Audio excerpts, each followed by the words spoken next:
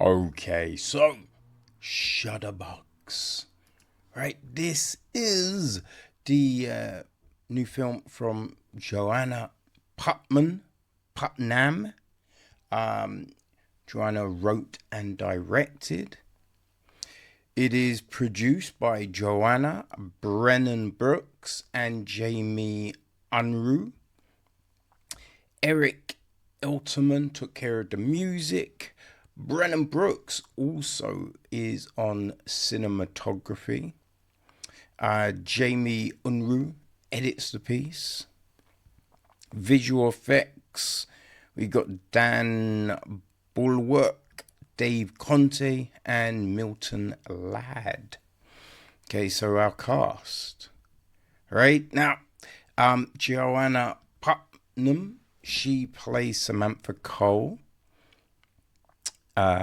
We have got Noah Shulters, played by Brennan Brooks. Yep, they both wear multiple hats for the film. The voice of Pamela is Trisha Merrick. The voice of Jane is Rachel Timon. Brenda is Liv Roth. Dr. Santos is Ellen B. Williams. We've got Eliza Cole, voiced by Beverly Cole Putnam. Okay. Clark is voiced by Joe Barros. Joe, voiced by Jamie Unruh. Willis Cole, played by Douglas V. Putnam. And a young version of Sam, voiced by Ella Wren Elterman. So yeah, it's a close knit crew up on this one. You know what I mean? Now the gist of the film, right? Samantha returns to her childhood home when her mother suddenly passes. In place of familiar spaces and memories, Sam finds only oh gosh, what does this say? It's very weirdly there's no solid background. Oh, I hate text on an image, man. So frustrating. Okay, where are we? Sam finds only uneasiness and confusion. Things are missing. The environment seems unnatural, and the neighbor, Noah, is suspiciously obtuse. Isolated with these mysteries, a scavenger hunt her mum had prepared for her upcoming birthday, and rising red flags from Noah, Sam wrestles with her sanity and certainties. In her journey to untangle the truth, she finds herself at a dangerous crossroads. How far can she trust instincts that may be clouded by grief, guilt, and desperation? Okay. Now we have a statement from all those involved. It reads, Shutterbugs was born while quarantining with my parents in my childhood farmhouse in spring of 2020. Our frustrations and confusions during this unprecedented time were tempered by throwing ourselves into an incredible challenge. We'd make our own feature, start to finish. With the scoring pandemic in New York come vast limitations. As our locations, crew, our on-screen talent, and other key elements of traditional filmmaking were stifled, we replaced these pieces with what we did have available. The natural beauty of our isolated environment, time, excessive planning, the three of us, YouTube tutorials, cinephilia, and bugs. lots of bugs. Shudderbugs is our attempt to capture the psychological experience of a woman unraveling and to portray our mind's abilities to inform and adapt our realities beyond logic and reason, often by necessity. In equal measure, we were drawn to telling a story of grief, the weird ways we wrestle and wrangle it, and the very different ways we learn to live with it in the spaces between childhood and adulthood, memory and present, imagination and reality. Live all the versions of who we are and how we may behave in the scariest and most difficult of moments. We hope Shudderbugs may offer a voice in our collective portraits and conversations on isolation and grief. Right, so that was Johanna, Brennan, and Jamie. Right, so yeah, there we go.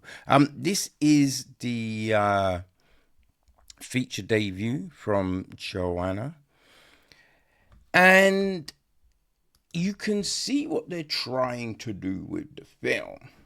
You know, like it starts off with Sam driving to the farmhouse, right? And I think you can see there's a look of tempered emotion, right? Tempered grief on her face.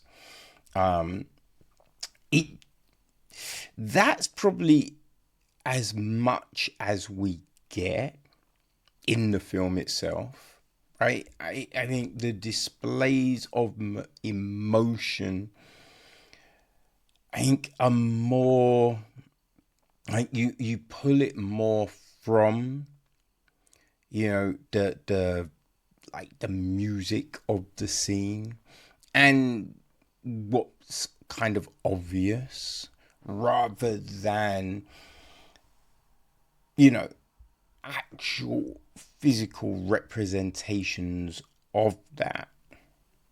You know, like I think there's parts of the film where you think things probably could get defined more, right?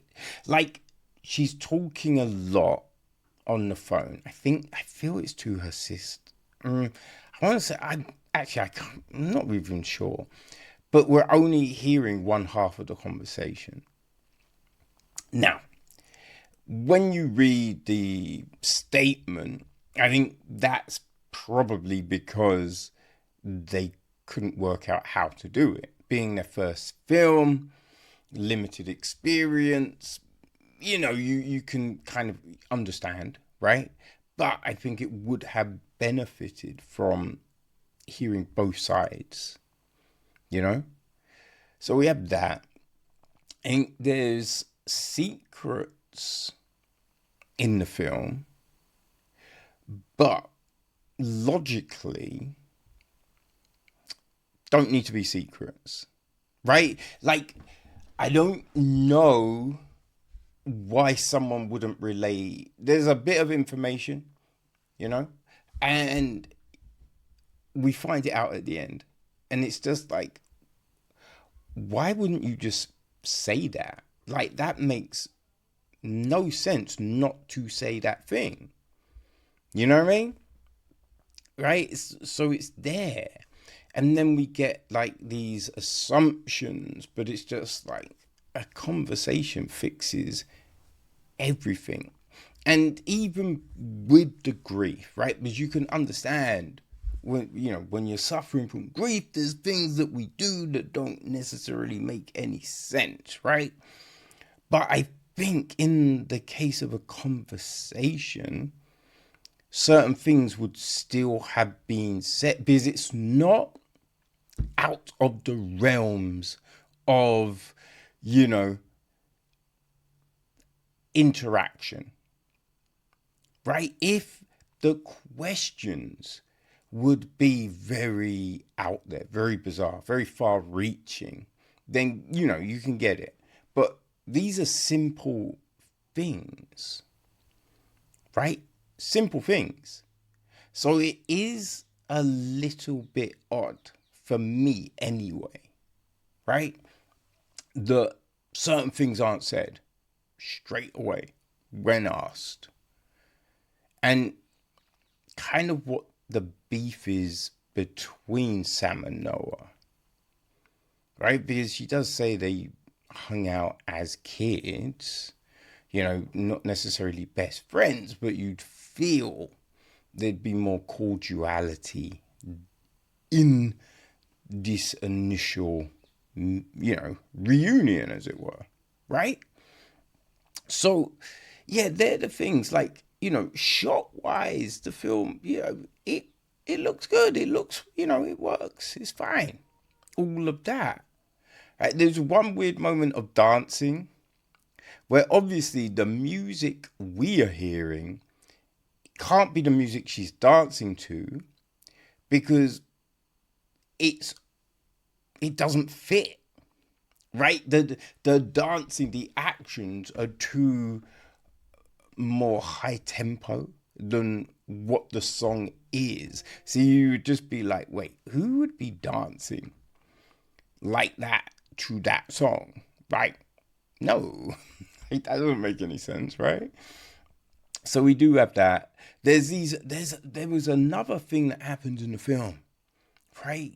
And you think, oh, that's crazy, but it doesn't go anywhere, right? Just something is said and then that's it. And you're just like, no one would leave that, right? No one would leave that situation like that, right? If you've worked something out, firstly, you would go there, right? You'd keep someone on the string and then you would just turn up and be like, motherfucker, what are you doing? You know what I'm saying? Like, or at least you escalate it, but it's just left, which is kind of bizarre, right? So in watching, you get this girl dealing with the loss of her mum, right? Thinking, could I have done more? Should I have gone up earlier? Right? Did I call enough? Did I say I love you enough? Did I do all of these things? We can see that in this film. And just looking for answers. Because obviously, right, it has to be more. Right? It has to be something that I couldn't have controlled. So it's not on me. You know what I mean? So we see all of that. Right? I mean, the medical thing was a bit like you kind of feel that's handled slightly differently. But, with all the things that could have been tweaked, could have been perfected, ironed out, right? It's still decent, right? It's not terrible. It's not they didn't shit the bed here, right? Like all the components kind of work, right? The only thing that is a little bit is the emotion. As I said, the Joanna's attempts to portray the emotion as Sam, and I think Brennan works the best when he's being obtuse, right? Not saying much, very abrupt, right? But when we have him talk more, that's when it's a little bit like clunky, But as a first effort, they made a film with a lack of knowledge, right? Lack of resources. Man, mad props for that, right? Mad props for that. It is dropping at the it's beginning of next week, right? Beginning of next week it will hit. I believe it's the 25th, 25th of March. So yeah, all the links are on the website. If you like a psychological drama, right? You like the dynamics between families and all of that. Well, people, Shudderbugs may be for you.